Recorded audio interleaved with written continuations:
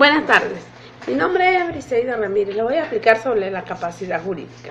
La capacidad jurídica no es más que aquella que tiene una persona natural sobre los bienes de adquirir y asumir obligaciones.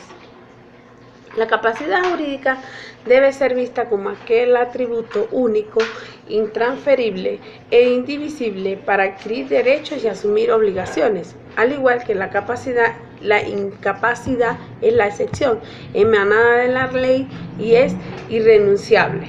La capacidad jurídica puede ser interpretada como la competencia, la actitud abstracta para las partes de los procesos judiciales.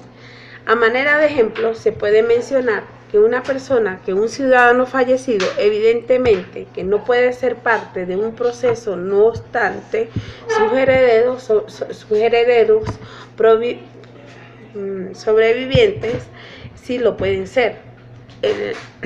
Para entender mejor el tema, la capacidad jurídica, es importante hacer una importante distinción.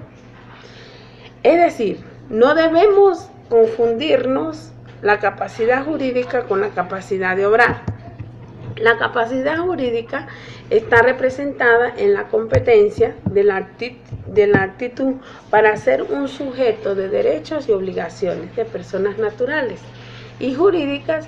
Por otro lado, la capacidad de obrar se orienta con la facultad del ejercicio de esos derechos y obligaciones. A manera de ejemplo, podemos mencionar un menor de edad que adquiera algún bien que no se puede intransferir. El menor de edad no puede negociar, ¿verdad? Ahí, no obstante, un inmueble tal, no obstante, están desprovistos de la capacidad para negociarlo, alquilarlo, venderlo sin la autorización de los representantes legales. Definidos ambos conceptos, lo que es capacidad jurídica y capacidad de obrar, se pueden aproximar a un concepto de la capacidad jurídica procesal, la cual, en términos sencillos, no es más que la capacidad para formar parte de ser el proceso. La capacidad jurídica procesal normalmente se adquiere a los 18 años, constituyendo esta de las formas más comunes del ejercicio de derechos civiles. Es importante destacar, ¿verdad?, que la mayoría de las legislaciones de los países establecen la capacidad procesal solo es acreedora para las personas naturales, ¿verdad? Clasificación de la capacidad según lo que es el derecho, ¿verdad? La capacidad de obrar, la cual se subdivide en la capacidad delictiva, la cual está representada en la actitud de estar obligado, luego de haber cometido un hecho ilícito, de producir efectos jurídicos a través de los actos de la voluntad propia. La capacidad procesal, la cual es la medida de esa actitud para desarrollar los actos procesales. Y la capacidad negocial, la cual no es otra cosa que el ejercicio, la facultad y la realización de las actividades y negocios jurídicos válidos. ¿Cuál es el alcance de la capacidad jurídica según la base legal? Según el artículo 9 del Código Civil, las leyes concernientes al Estado y la capacidad de las personas, obligaciones de los venezolanos, aunque residan o tengan domicilio en el país. En el artículo 26, según el Código Civil, las personas extranjeras gozan en Venezuela de los mismos derechos, ¿verdad?, que todos los venezolanos, sin excepciones establecidas. Que se establezcan, esto no impide las obligaciones de las leyes extranjeras relativas al Estado y capacidad de las personas en los casos autorizados por el derecho internacional privado. También tenemos el artículo 136 del Código de Procesamiento Civil, que donde reza que son capaces para obrar en juicio. Las personas que tengan libre ejercicio de sus derechos, los cuales pueden gestionar por sí mismas por medio de apoderados, salvo las limitaciones establecidas por la ley. Según el artículo 137 del Código de Procesamiento, las personas jurídicas estarán en juicio por medio de sus representantes según la ley, sus estatus y sus contratos, si fueran varios las personas investidas de sus representaciones.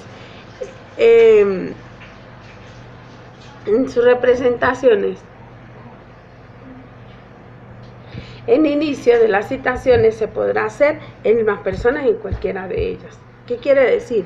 Que las personas jurídicas, su representante legal, son las que asumirán todas sus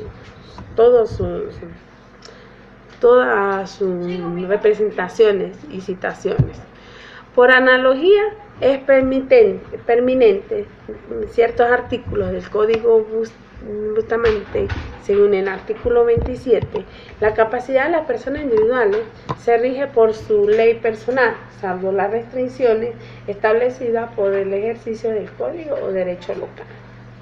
Como contraparte, es importante señalar que la capacidad jurídica es de carácter de la actitud del ejercicio para hacer valer sus mismos derechos, según el artículo 820 del Código Civil establece no representa a las personas vivas, excepto cuando se trate de personas ausentes o incapaces de suceder.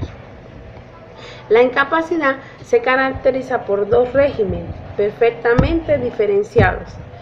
El primero es de presentación, el cual el incapaz es sustituido por otra persona, quien lo representa en el negocio jurídico.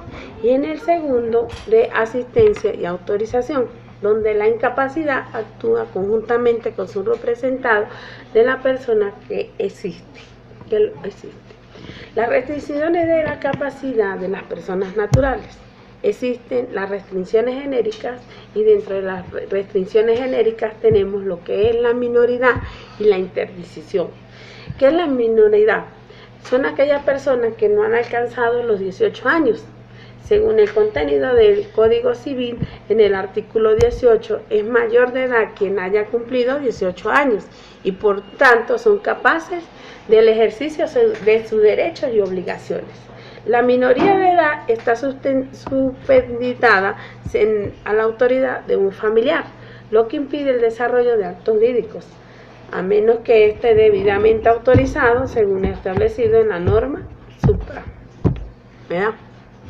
La interdicción civil se puede describir como el estado de las personas declaradas entredichas o incapaces del ejercicio de algunos derechos, generalmente motivados por derechos ilícitos, delictivos o por el resto de las causas contenidas por la ley.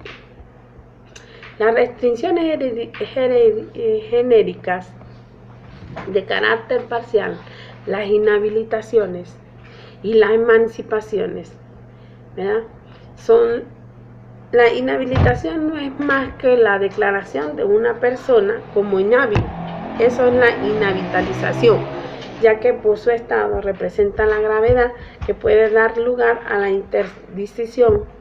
Es por ello que solo la inhiben ciertos derechos.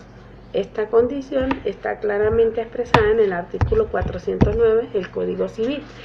El débil de entendimiento cuyo estado no está tan grave que dé lugar a intersección y del pródigo podrá ser declarados por el juez de primera instancia inhábiles para estar en juicio, celebrar las transiciones, dar ni tomar prestado, percibir sus créditos, dar liberaciones, enajenar o gravar sus bienes o para ejecutar cualquier otro acto que exceda de la simple administración sin la asistencia de un curador que nombra dicho juez, de la misma manera que da a su tutor.